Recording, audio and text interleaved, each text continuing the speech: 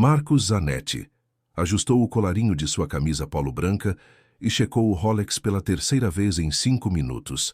Eram exatamente 2:30 da tarde de um sábado ensolarado em Santos, e ele estava prestes a embarcar em seu iate para uma reunião de negócios que poderia mudar o rumo de sua empresa para sempre. O Liberdade dos Mares, seu iate de 16 metros, balançava suavemente no pier do Iate Clube de Santos, polido e reluzente sob o sol forte. Marcos havia comprado aquela embarcação há 2 anos, mais como símbolo de status do que por paixão pela navegação. Era CEO da Zanetti Holdings, um conglomerado que controlava desde construtoras até redes de hotéis em toda a costa paulista. Aos 40 anos, Marcos era considerado um dos empresários mais bem-sucedidos do estado de São Paulo. Filho de uma família humilde de Carapicuíba, havia construído seu império através de trabalho duro e decisões inteligentes. Começou vendendo materiais de construção numa pequena loja e, 20 anos depois, comandava um negócio que valia mais de 200 milhões de reais. Enquanto caminhava pelo deck de madeira em direção ao seu barco, verificando mais uma vez os documentos importantes em sua pasta de couro italiano, uma vozinha aguda o fez parar. "Moço!" Marcos virou-se irritado. Ali, parada entre os pilares do cais, estava uma menina de uns 8 ou 9 anos. Tinha os cabelos cacheados presos num rabo de cavalo desarrumado, roupas surradas mas limpas, e uns olhos castanhos que brilhavam com uma urgência que o desconcertou. A criança estava descalça, e Marcos notou que suas roupas, embora limpas, haviam sido remendadas várias vezes. Ela segurava uma garrafa plástica velha e tinha uma mochila pequena nas costas, claramente contendo todos os seus pertences. "Desculpe, mas não dou esmola", disse ele secamente, já se virando para continuar. "Já não quero esmola", respondeu a menina correndo para alcançá-lo. "Quero te avisar uma coisa importante." "Escuta, garotinha, estou atrasado para uma reunião muito importante. Se perdeu, procure um policial." Marcos conhecia aquele tipo de situação. Santos tinha um número crescente de crianças de rua, principalmente na região portuária. Ele doava regularmente para organizações de caridade, mas evitava contato direto. Preferia manter distância dos problemas sociais. Tinha seus próprios problemas empresariais para resolver. "Você é o dono daquele iate branco ali?" perguntou ela, apontando diretamente para o Liberdade dos Mares. Marcos parou de andar. A especificidade da pergunta o surpreendeu. "Como você sabe disso?" "Porque escutei uns homens falando sobre você ontem à noite. Eles vão fazer algo ruim com você hoje." O empresário olhou para a menina com uma mistura de incredulidade e irritação. Ao mesmo tempo, algo em sua postura, na seriedade de seus olhos, fez com que ele prestasse atenção. "Do que você está falando?" "Meu nome é Júlia", disse ela com uma seriedade que não combinava com sua idade. "E moro nas ruas aqui perto do porto há 2 anos. Conheço todo mundo que anda por aqui. Sei quando algo não está certo." Marcos checou o relógio novamente. Seus sócios já deviam estar esperando no iate. A reunião daquele dia era sobre uma joint venture de 50 milhões de reais para construir um resort em Ilha Bela. 3 anos de negociações estavam chegando ao fim. "Júlia, é um nome bonito, mas realmente preciso... Eles vão te jogar no mar", interrompeu ela com uma determinação que o fez ficar quieto. "Escutei eles planejando tudo. Estão no seu barco agora, esperando você chegar." "Isso é ridículo. Meus sócios são pessoas respeitáveis. Álvaro Santos é diretor de um banco. Miranda Costa tem uma empresa de turismo. João Ferreira é engenheiro civil. Além disso, como uma menina de rua saberia de... Porque ninguém repara na gente", disse Júlia com uma sabedoria que não combinava com sua idade. "A gente vê tudo, escuta tudo, mas para os adultos somos invisíveis." Ela se aproximou mais, baixando a voz. "Ontem de noite estava procurando um lugar para dormir embaixo da ponte ali perto. Vi o homem gordo de camisa azul, seu sócio, conversando com 2 homens estranhos. Eles tinham tatuagens nas mãos e falavam baixo, mas eu escuto muito bem." Marcos sentiu um arrepio. Álvaro Santos realmente usava camisas azuis frequentemente e havia ganhado peso nos últimos meses. O que exatamente você ouviu? Falavam sobre você, sobre muito dinheiro, sobre fazer parecer um acidente de barco. O homem gordo parecia nervoso, suava muito mesmo no frio da noite. Os outros dois riam e falavam que era fácil, que ninguém desconfiaria de um acidente no mar. Marcos olhou para seu iate. Podia ver 3 figuras no deck conversando, mas eram seus parceiros de negócios de sempre. Pessoas com quem fazia negócios há anos, com quem havia construído projetos milionários. Vê aquele homem de camisa azul? Perguntou Júlia, apontando discretamente. O mais gordo? Ontem ele estava muito diferente, nervoso, olhando para todos os lados. E os 2 homens estranhos. Um deles tinha uma cicatriz no rosto e o outro usava um boné preto. Marcos olhou mais atentamente para o iate. Havia pessoas a mais no barco. Podia ver pelo menos 5 figuras quando deveriam ser apenas 3.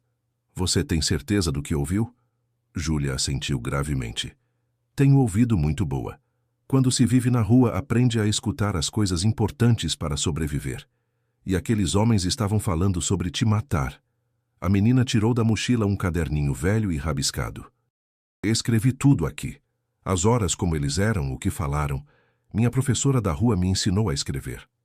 Professora da rua? Dona Conceição. Era professora antes. Agora mora embaixo do viaduto e ensina as crianças a ler e escrever. Diz que conhecimento é a única coisa que ninguém pode tirar da gente. Marcos pegou o caderno e leu as anotações em letra infantil, mas caprichada. Os detalhes eram impressionantes. Horários, descrições físicas, até pedaços de conversa anotados. Por que você me contaria isso? Nem me conhece. Júlia deu de ombros, mas Marcos percebeu que ela corou levemente. Você é diferente dos outros homens ricos. Uma vez, quando estava chovendo muito forte, você deixou eu me esconder embaixo da cobertura do seu carro. Não mandou eu sair, não chamou segurança. Só me olhou e seguiu sua vida. Marcos não se lembrava especificamente daquele momento, mas era possível que tivesse acontecido. E o que exatamente você propõe que eu faça? Não vá. Ou se for, vá preparado. Leve testemunhas, chame a polícia, alguma coisa, porque se você entrar naquele barco sozinho hoje, não vai voltar vivo. O empresário olhou novamente para o iate. Seus parceiros acenavam alegremente quando o viram olhando na direção deles. Álvaro gritou algo como: Marcos, vem logo, temos champanhe gelado. Júlia, vou fazer um acordo com você. Vou ligar para meu segurança e pedir para ele vir comigo. Se você estiver errada, não tem problema. Se estiver certa... Se eu estiver certa, você me ajuda a encontrar minha irmã mais nova, disse ela baixando os olhos. Ela foi levada para um abrigo em São Vicente há 6 meses. Tentaram nos separar. Eu fugi, mas ela ficou. Tenho saudades dela. Marcos sentiu algo apertar em seu peito. Quantos anos ela tem? 5. Se chama Marina. É pequeninha, tem medo do escuro. Não sei se está bem, se está sendo bem cuidada. Fechado, disse Marcos, tirando o celular do bolso. Se você estiver certa em me salvar, eu prometo que vamos encontrar sua irmã. Enquanto discava o número de Marcelo, seu segurança pessoal, Marcos observou Júlia se esconder atrás de um container. A menina havia desaparecido como um fantasma, mas ele podia sentir que estava por perto, observando. Marcelo, sou eu, Marcos. Preciso que venha ao Yacht Club agora. Traga sua arma. Não estou brincando. E ligue para a polícia militar também. Discretamente. Pode ter problema aqui. 25 minutos depois, Marcelo chegou. Era um ex-militar de 45 anos, robusto, que trabalhava para Marcos há 3 anos. Havia servido no exército por 15 anos e depois trabalhado como segurança para vários empresários antes de ser contratado por Marcos. Quando o empresário lhe contou sobre o aviso da menina, mostrando inclusive as anotações no caderninho, Marcelo não zombou. Patrão, se tem uma coisa que aprendi no exército, é que informação de qualquer fonte pode salvar vidas. E essa menina tem detalhes muito específicos aqui. Vamos dar uma olhada discreta primeiro. Os dois se aproximaram do iate com cuidado, fingindo apenas passear pelo pier. De longe tudo parecia normal. Álvaro, Miranda e João conversavam no deck principal, bebendo champanhe e rindo. Mas quando chegaram mais perto, Marcos notou algo que o fez gelar. Havia 2 pessoas a mais no barco. 2 homens que ele não reconhecia, parados na parte de trás do iate, meio escondidos atrás do flybridge. Um deles tinha uma cicatriz visível no rosto, exatamente como Júlia havia descrito. O outro usava um boné preto. "Patrão", sussurrou Marcelo, "aqueles 2 de trás não são seus convidados e olha só, eles têm volumes suspeitos nas roupas, parecem estar armados." Marcos sentiu o sangue gelar. Júlia estava certa. Havia estranhos armados em seu barco, e seus sócios estavam agindo como se nada estivesse acontecendo. "Marcelo, como não percebi isso antes? Álvaro tem estado estranho nas últimas semanas. Insistiu muito para que esta reunião fosse no iate, longe do escritório. Disse que era mais reservado. E os outros como estão agindo? Miranda tem evitado me olhar nos olhos ultimamente. E João? João cancelou 3 reuniões consecutivas no mês passado, sempre com desculpas estranhas." Marcelo analisou a situação com olhos experientes. "Patrão, isso não cheira bem. Vamos chamar a PM. Mas primeiro preciso saber. Você tem ideia do motivo? Alguma dívida, algum problema financeiro deles?" "Agora que você fala, Álvaro me pediu um empréstimo pessoal de 2 milhões há 3 meses. Disse que era para uma emergência familiar, mas foi vago nos detalhes. E Miranda? Ela perdeu um contrato grande com a Petrobras no ano passado. Talvez tenha ficado em dificuldades." Enquanto Marcelo fazia a ligação para a polícia militar, Marcos procurou por Júlia. A encontrou agachada atrás de uma pilha de cordas, observando tudo atentamente. "Você estava certa", disse ele, se aproximando e agachando ao lado dela. Como sabia? Como uma criança de 8 anos conseguiu identificar um plano criminoso que eu, um empresário experiente, não percebi? Júlia olhou para ele com olhos sérios demais para sua idade. "Porque quando você mora na rua, aprende a perceber o perigo. É questão de sobrevivência. Os homens ricos como você, vivem numa bolha. Não precisam desconfiar de ninguém, porque sempre foram protegidos. Mas nós, das ruas, sabemos que o perigo pode vir de qualquer lugar. Conte-me mais sobre o que ouviu ontem." O homem gordo, seu amigo, estava desesperado. Falava sobre dívidas com agiotas, sobre pessoas que iam machucar a família dele se não pagasse. Os outros 2 homens riram e disseram que resolver o problema era fácil. Só precisavam fazer você assinar uns papéis e depois eliminar as testemunhas. Marcos sentiu um nó no estômago. "Que papéis? Transferência de empresa, alguma coisa assim? Falavam que você ia assinar achando que eram os documentos do resort, mas na verdade seria outra coisa." "Meu Deus, eles planejaram isso por meses", Júlia assentiu. "E ia dar certo. Se eu não tivesse ouvido, se não tivesse te avisado, você estaria morto em algumas horas e eles ficariam com sua empresa." 10 minutos depois, 2 carros da polícia militar chegaram discretamente ao pier. Os policiais se posicionaram estrategicamente, enquanto Marcos e Marcelo se aproximaram do iate normalmente, como se nada tivesse acontecido. O plano era simples. Marcos embarcaria como se nada soubesse, tentaria descobrir o máximo de informações possível e, aos primeiros sinais de perigo, Marcelo daria o sinal para a polícia agir. "Marcos, finalmente!" gritou Álvaro do deck, mas sua voz soava forçada. "Estávamos te esperando. Vem, temos novidades incríveis para te contar." Marcos embarcou com Marcelo logo atrás. No momento em que pisou no deck, percebeu que o ambiente estava pesado. Miranda evitava seu olhar e João mexia nervosamente em seu copo de champanhe. "Onde estão os contratos do resort?" perguntou Marcos, tentando soar natural. "Ah, sim, os contratos", disse Álvaro com um sorriso estranho. "Na verdade, tivemos que fazer algumas pequenas alterações de última hora. Nada importante, só detalhes técnicos." Foi quando Marcos notou que os 2 homens estranhos haviam se posicionado estrategicamente, bloqueando as saídas do deck principal. Um deles tinha a mão dentro da jaqueta. "Que tipo de alterações?" insistiu Marcos. "Bem", começou Miranda, mas sua voz tremeu. "Na verdade, Marcos, Precisamos conversar sobre outras coisas antes. Que outras coisas? Foi então que o homem com cicatriz no rosto saiu de seu esconderijo com uma pistola em punho. Sobre você transferir 80% de suas ações da empresa para nós, disse com voz rouca. E depois, bem, acidentes acontecem no mar.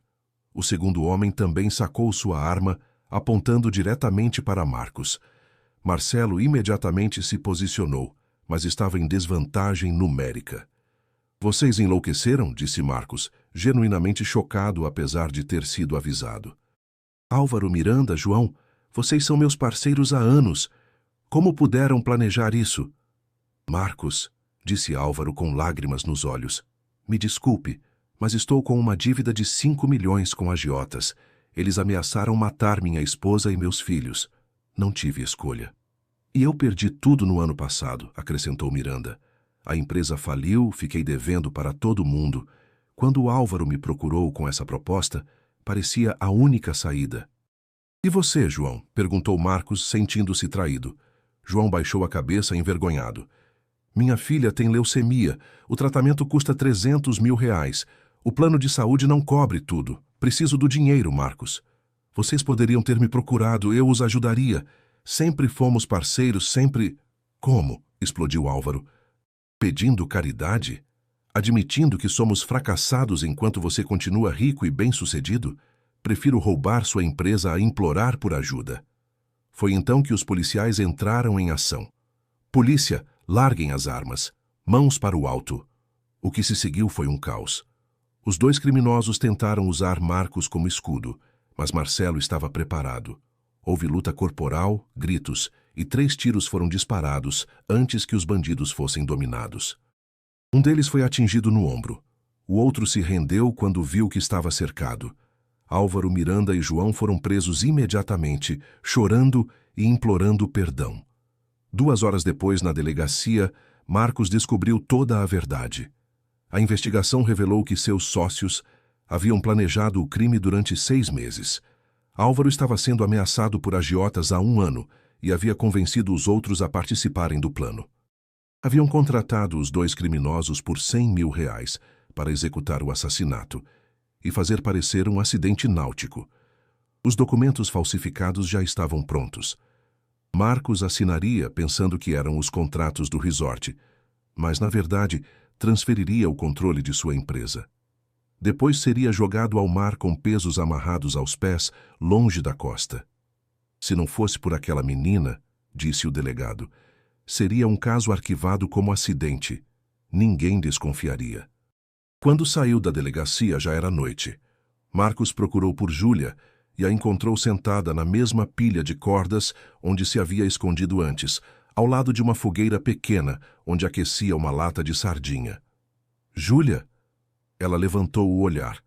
Parecia cansada e com fome, mas seus olhos brilharam ao vê-lo. Você está bem? Perguntou ela, se levantando rapidamente. Estou vivo graças a você, disse Marcos, se agachando ao lado dela. Você realmente salvou minha vida. Se não fosse por seu aviso... É que bom, disse ela simplesmente. Mas Marcos percebeu o alívio em sua voz. Júlia, agora é hora de cumprir nossa parte do acordo. Vamos encontrar sua irmã. Os olhos da menina se encheram de lágrimas. Sério? Você vai me ajudar mesmo? Não só vou ajudar, como vamos fazer isso agora mesmo. E primeiro, que tal jantar alguma coisa de verdade? Foram a um restaurante no centro de Santos que ficava aberto 24 horas. Júlia pediu um hambúrguer com batatas fritas, um milkshake de chocolate e uma sobremesa. Enquanto comia com evidente prazer, Marcos a observava fascinado pela forma como saboreava cada garfada. Júlia, me conta sobre você. Como chegou às ruas? A menina parou de comer por um momento. Minha mãe morreu há 2 anos, câncer no fígado. Meu pai a abandonou quando eu era bebê. Não tinha mais ninguém. Então a assistente social disse que eu e Marina íamos para um abrigo. E por que fugiram? Não fugimos, eles nos separaram. Disseram que eu era muito velha para ficar no mesmo lugar que Marina. Me mandaram para um abrigo em Santos e ela ficou em São Vicente. Era muito ruim lá. As crianças maiores batiam nas menores, roubavam comida. Os funcionários não se importavam. Fugi depois de uma semana. Marcos sentiu um aperto no peito.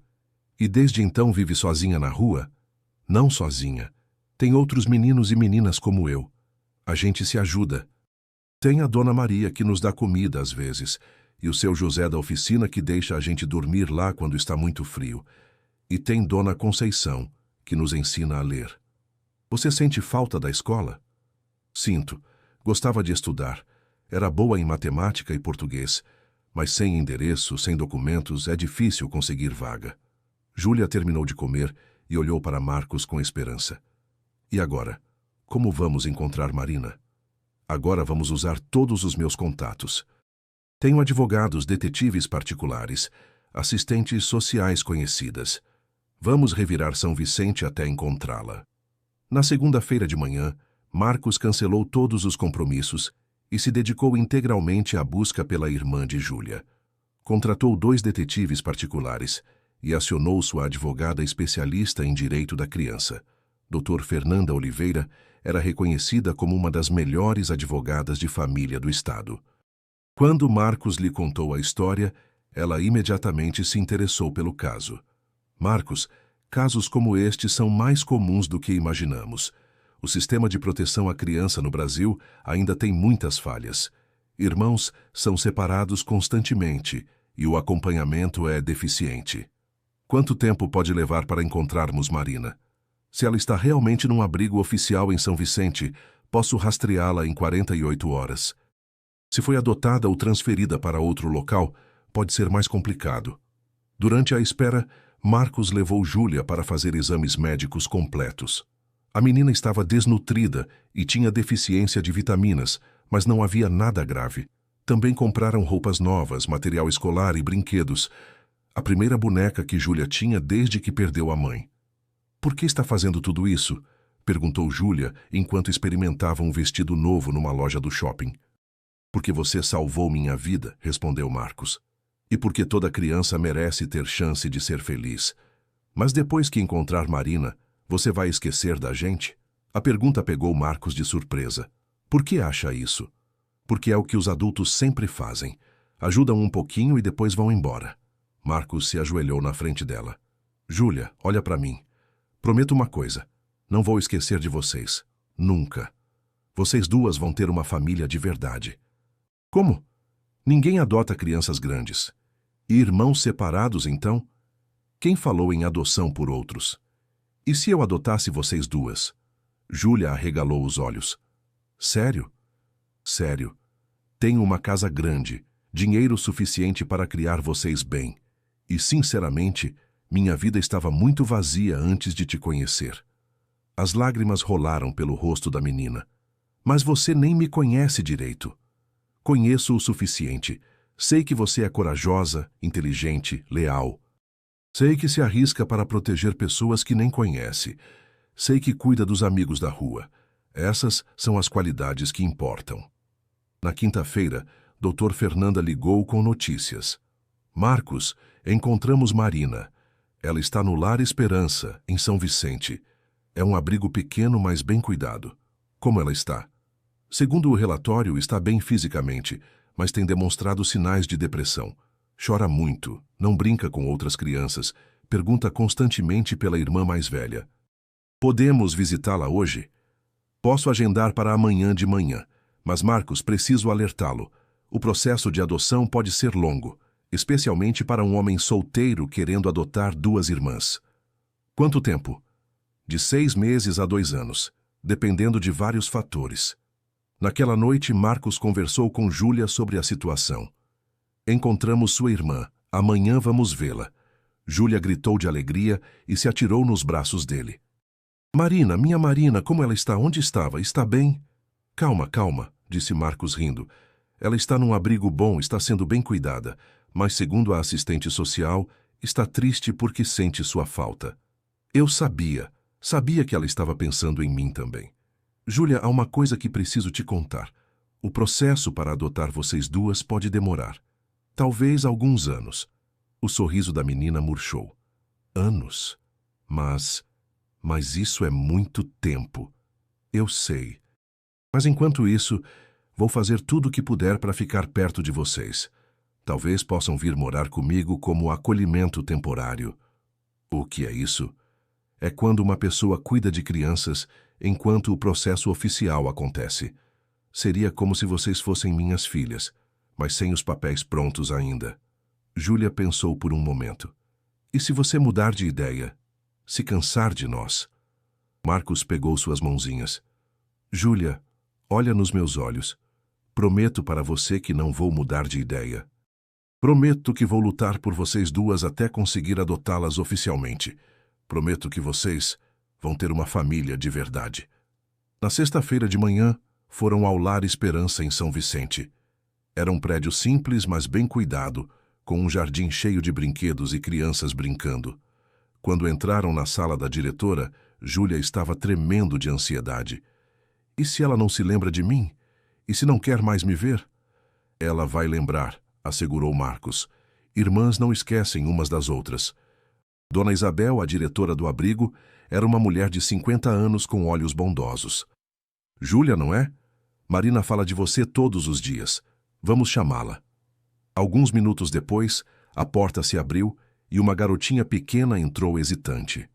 Marina tinha cabelos cacheados como Júlia, mas era menor e mais tímida. Quando viu a irmã, seus olhos se arregalaram. Júlia! Júlia! Gritou correndo em direção à irmã. As duas se abraçaram chorando, se balançando de um lado para outro, falando ao mesmo tempo. Senti tanta saudade. Procurei você em todo lugar. Achei que tinha me esquecido. Nunca te esqueceria. Marcos observava a cena com lágrimas nos olhos. Dona Isabel também estava emocionada. Elas se falavam até por telepatas, comentou a diretora. Marina sempre dizia que a irmã mais velha ia vir buscá-la. Passaram 3 horas no abrigo. Marina mostrou para Júlia seu quarto, seus brinquedos, apresentou os amiguinhos. Mas não soltava a mão da irmã nem por um segundo. Júlia, você veio me buscar?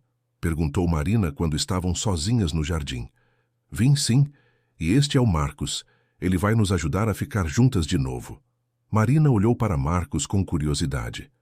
Você é o papai da Júlia agora? Se vocês quiserem, posso ser o papai de vocês duas, disse Marcos, se agachando na altura dela. E vamos morar numa casa de verdade? Com cama e comida todo dia? Vão sim, e vão estudar numa escola boa, ter roupas bonitas, brinquedos, tudo o que merecem.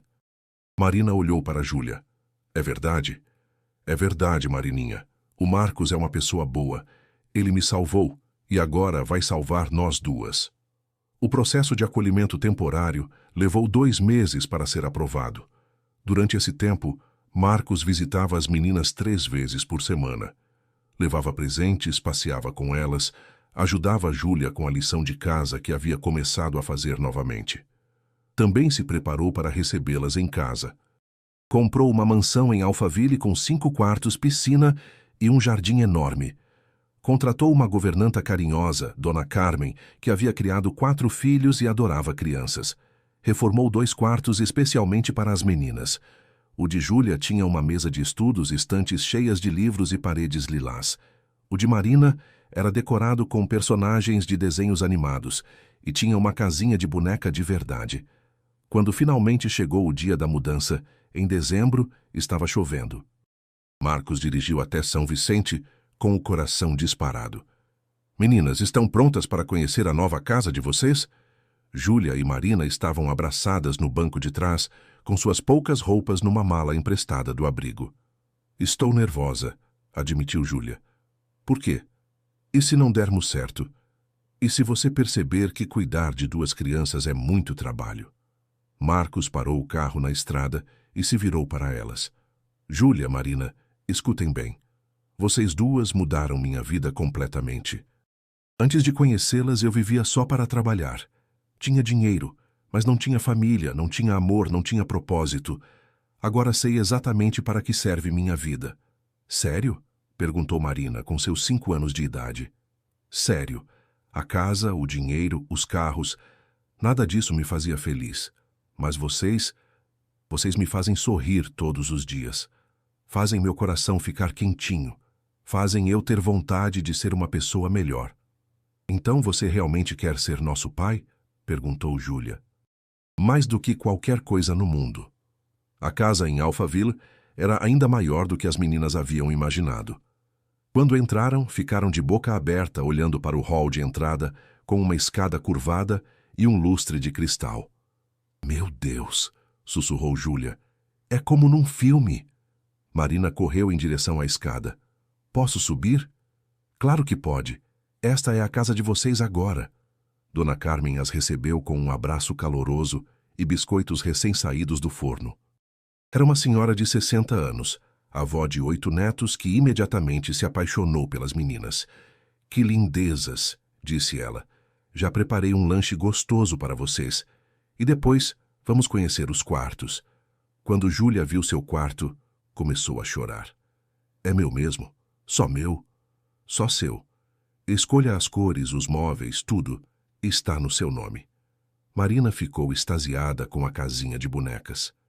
Era uma réplica perfeita de uma casa vitoriana, com móveis em miniatura e bonequinhas vestidas com roupas de época. Posso brincar todos os dias? Todos os dias, Marininha. Esta é sua casa. Pode brincar com tudo. Naquela primeira noite, Marcos leu histórias para elas no quarto de Marina. As duas estavam de pijama novo, cheirando a sabonete de criança e com os cabelos penteados. Marcos, disse Marina se aconchegando contra ele. Agora você é nosso papai de verdade? Ainda não nos papéis, mas no coração sim. Sou o papai de vocês no coração. E vai ficar para sempre? Para sempre e sempre. Júlia, que estava do outro lado, pegou na mão dele. Obrigada por nos ter salvado. Obrigado vocês por terem salvado a mim. Os primeiros meses foram de adaptação intensa. Júlia teve que se acostumar a ter regras, horários, responsabilidades. Marina precisou aprender a confiar que não seria abandonada novamente. Marcos matriculou Júlia numa escola particular em Alphaville e Marina numa pré-escola próxima. Contratou professores particulares para ajudar Júlia a recuperar o tempo perdido de estudos. Mas o mais importante era o dia a dia. Café da manhã juntos, conversa no carro a caminho da escola, ajuda com lição de casa, jantares em família, histórias antes de dormir.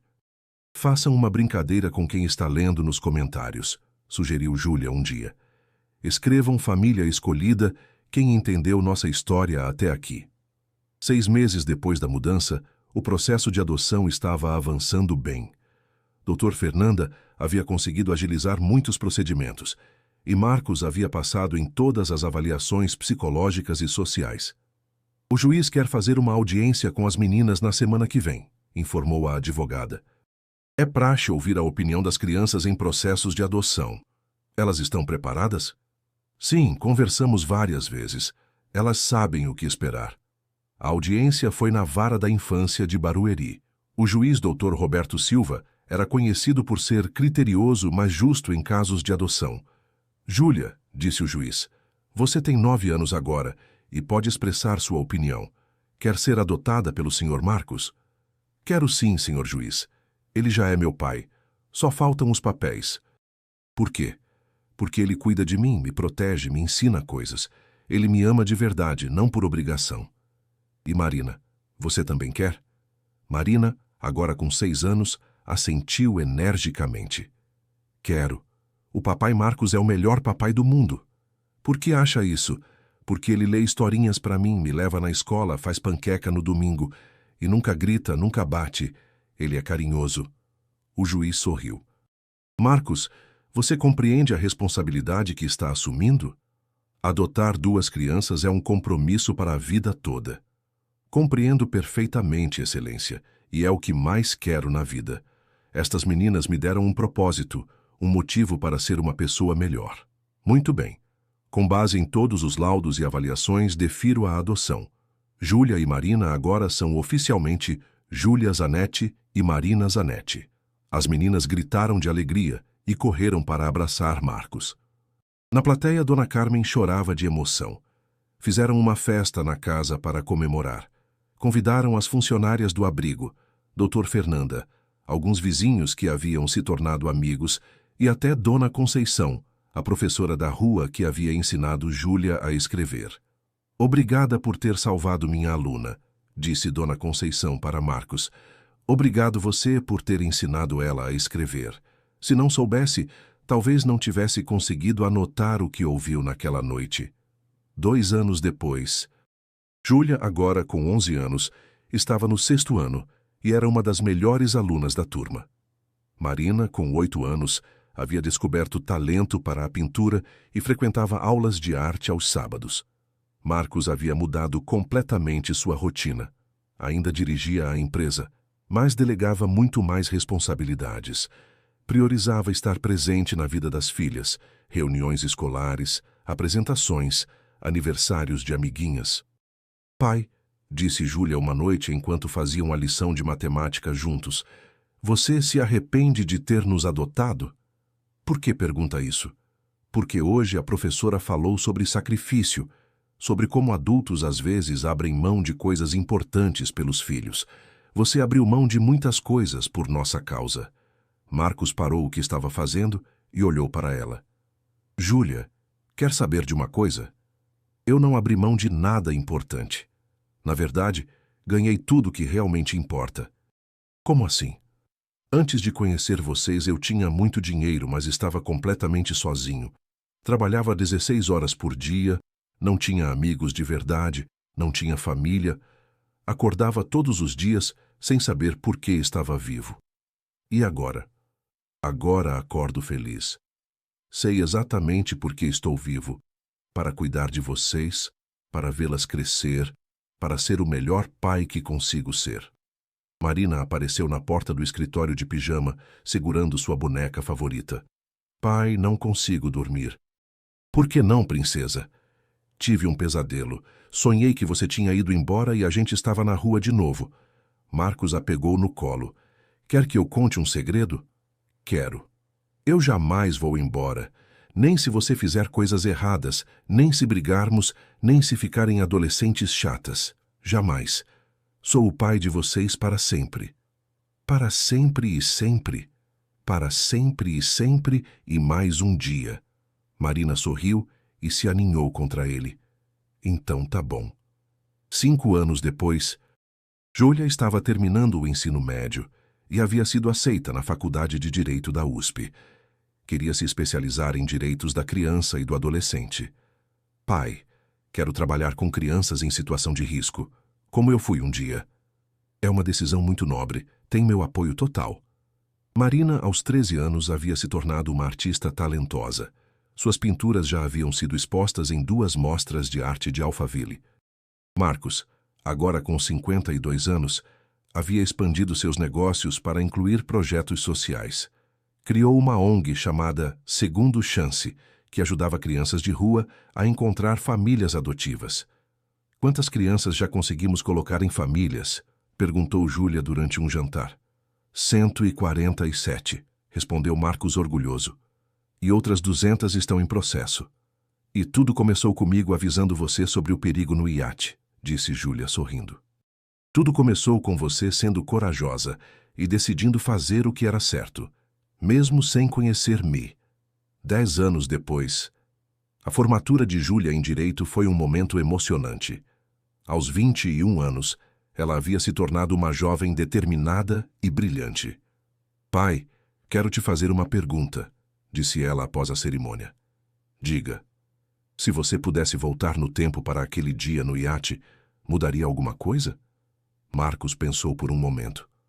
Mudaria sim. O quê? Teria acreditado em você mais rapidamente. Teria agido com mais confiança. Teria abraçado você já naquele primeiro dia. Júlia sorriu. Sabe qual é a parte mais incrível de nossa história? Qual?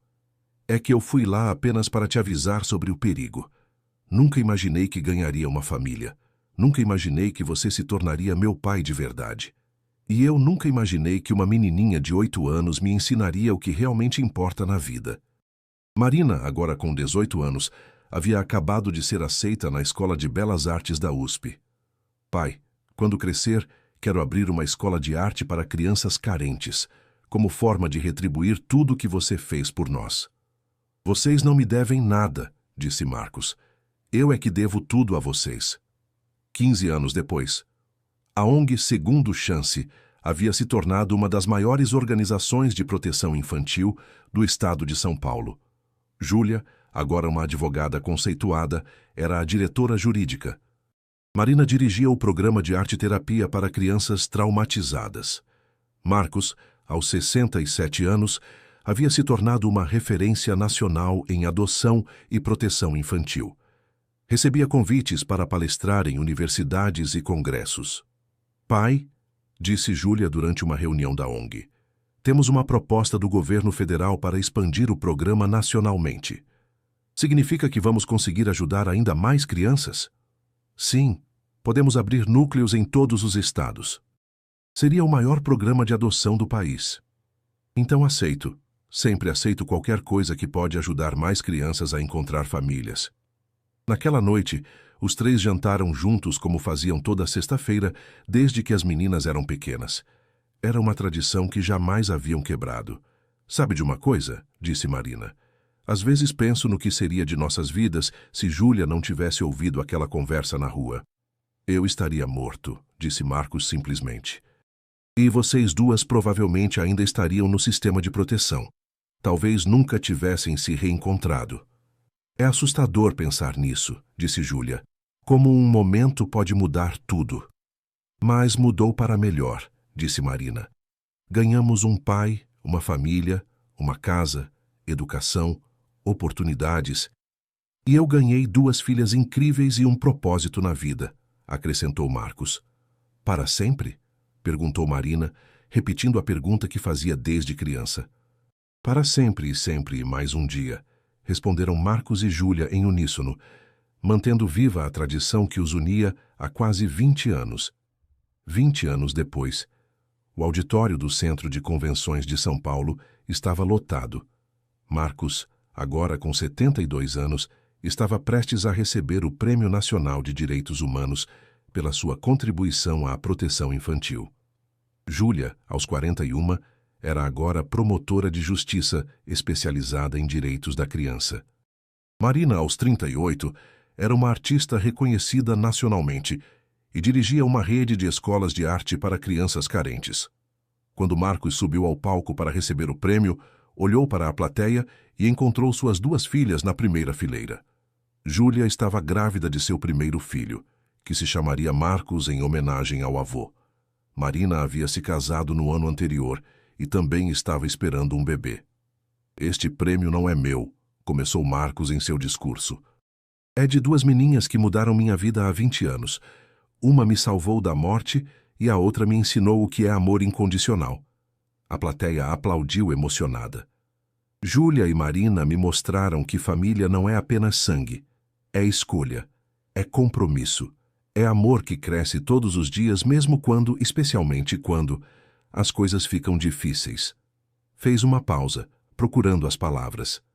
A nossa ONG já ajudou mais de 5.000 crianças a encontrar famílias adotivas nos últimos 20 anos. Mas o número não importa.